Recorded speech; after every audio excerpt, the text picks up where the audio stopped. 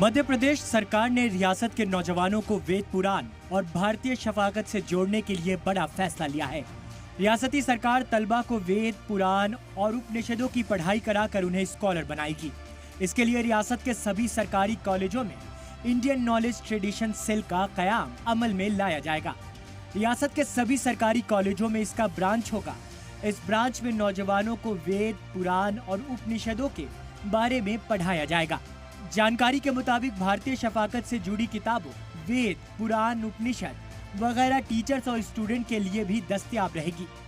जानकारी के मुताबिक इंडियन नॉलेज ट्रेडिशन सेल का नोडल अफसर प्रिंसिपल को बनाया जाएगा। सेल के लिए हर कॉलेज में एक कमरा भी अलग से होगा। यूजी और पीजी के एक स्टूडेंट समेत कुल 4 लोग इस ब्रांच के रुकन होंगे। हर 3 महीने में कॉलेजों में इनके सेमिनार होंगे। वहीं हर महीने ब्रांच की सरगर्मी का जायजा लिया जाएगा। वहीं हिंदुस्तानी इल्मी रिवायत से जुड़े लिटरेचर और मटेरियल भी रखा जाएगा। ब्यूरो रिपोर्ट, सलाम टीवी।